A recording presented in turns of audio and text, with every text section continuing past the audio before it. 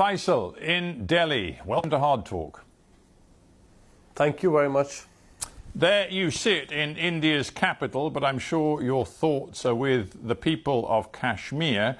What are the latest reports you are hearing of what is happening in your home territory in terms of the curfew and the lockdown? Because the Indian authorities say they've begun to gradually ease it.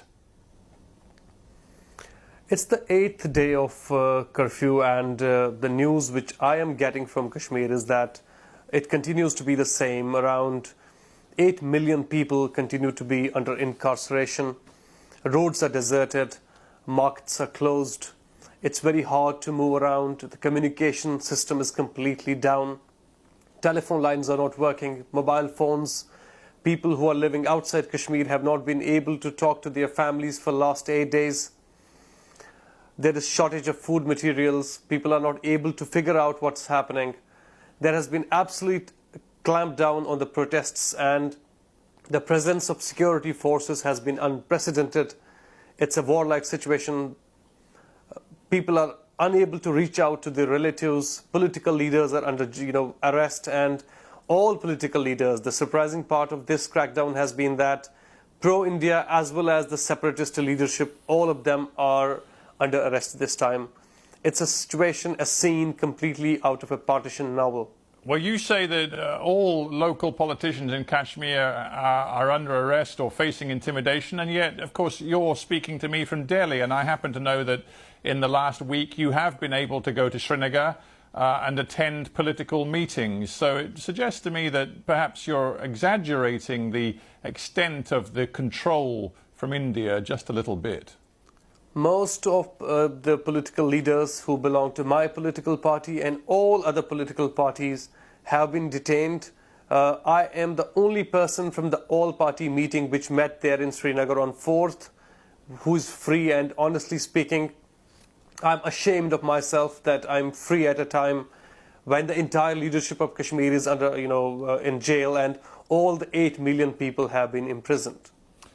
Do you think, in all honesty, when this interview is done, and perhaps over the next few days you'll try to go back to Kashmir, do you think you will be free for long?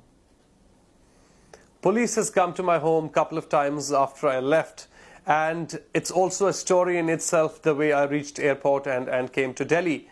Because of communication breakdown, maybe people could not communicate to their higher-ups about my escape from the airport, but I am very much apprehensive that soon after I leave from here, I may be detained, like anybody else.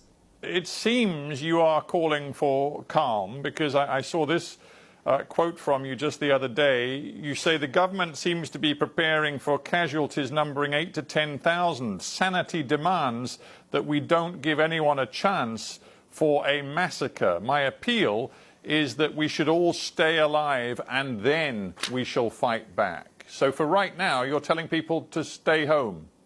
I think this is a sign of maturity of the people. 200,000 security forces out to kill anybody who is going to raise a voice of dissent. So I think this is a sign of maturity that people are not reacting the way. But I am sure that Kashmiris will give a more calibrated, more seasoned, long-term, organic, sustainable response to what has been done by Indian state. This act of indignation which has been done to the people of Kashmir, I am sure this will not go unprotested. So the court today has issued a ruling saying that it won't intervene in the imposition of the curfew and the lockdown. It says that the government has every right over the next few weeks to impose this policy and to let things stabilise. So it's not clear the court's going to be on your side. If the parliament represents the majoritarian sentiment that we hope, then courts should represent the minority sentiment. That's our understanding. As of now, we are about to challenge these articles. Some of the political parties have already filed their petitions. I know it's going to be a long battle. It's not going to be easy for the Supreme Court also to undo what a majoritarian government, a bully government, has done in this country. I know it's going to be hard for Supreme Court justices to stand for the cause of truth. He makes the point that by imposing a form of direct rule, let's face it, direct rule from Delhi to Jammu and Kashmir, he says there will be a lot more development. All citizens will be guaranteed their rights, but he says there'll be new investment in infrastructure. The people of Jammu and Kashmir will have more opportunities, more jobs, and in the long run, it will benefit the people. I think this is a completely mischievous narrative that has been built around abolishing of Article 370. If you look at India, which is now 28 states, Jammu and Kashmir state has developmental indicators better than many of such states.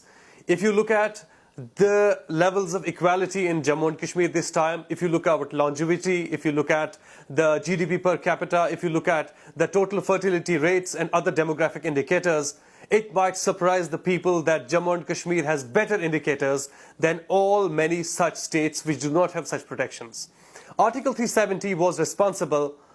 It was the protection basically for very successful land reforms which took place in the state of Jammu and Kashmir, and such land reforms have not been done anywhere else in the country. But if I may say so, it was also, sorry to interrupt, but Article 370 also, in a sense, ring-fenced some deeply sexist policies and constitutional realities in Jammu and Kashmir, and as Mr. Modi has said, he hopes that people will see that, for example, the Kashmir Permanent Residence Law, which your Jammu and Kashmir state had imposed, bars female residents from property rights in the event that they marry a person from outside the state. And Mr. Modi makes the point that's not right, and by imposing direct rule, that women law will has benefit. been an evolving law. That has been an evolving law, and over a period of last so many years, there has been a constant debate in Jammu and Kashmir that we need to give those protections, those rights to women. And the High Court of Jammu and Kashmir has already settled that matter, and those protections, those rights have been extended. Yeah, well, my question then is, where do you go from here, Mr. Faesal? Because, as I say, you had a reputation when you formed your party of being a pragmatist, a technocrat. You'd worked at the senior level in the Indian civil service for many years yourself. You argued against separatism and for creating a political space for dialogue. That space seems to have disappeared. That space has disappeared, not for us, but for everybody else. And, you know, people like me who wanted to find some meaning in electoral politics, who believed that some sort of resolution to this dispute is still available within the framework of Indian Constitution, I think all those people have been slapped on 5th August. And people like me now understand that there are only two ways to do politics in Kashmir. You will either have to be a stooge or you will have to be a separatist.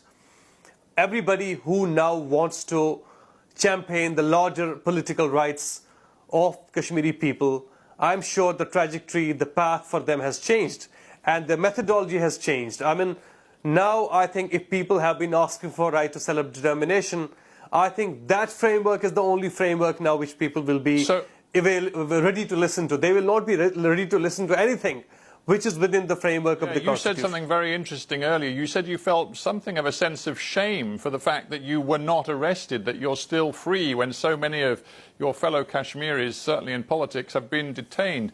Do you also feel a sense of shame that for so many years you were an insider inside the Indian civil service, arguing that it was less important to pursue a path of separatism, more important to concentrate on things like supplying clean water, infrastructure, development? Do you think you got it wrong? Do you think ultimately you are part of the problem? I have to confess today before the world that we were trying to sell a wrong product to people of Kashmir, and we have been snubbed on 5th August 2019 when this unilateral assault on the constitutional identity of the state was done without taking any of the stakeholders on board, by resorting to complete military might and suppressing the voices of the people in Kashmir. And, you know, Modi just got his way through, just bulldozed his way through into Kashmir without caring for what Kashmiris would think about this. So what's it to be now, Mr. Faisal? If you're no longer prepared to be,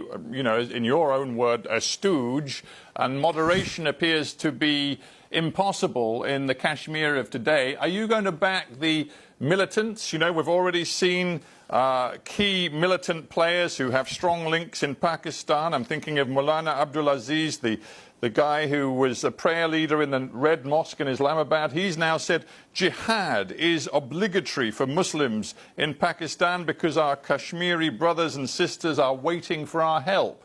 Is that the sort of language you can now identify with? The way voices of political moderation have been silenced in Kashmir, I'm extremely worried that it will give credence to the extremist elements, and extreme ideologies are going to flourish in our part of the world.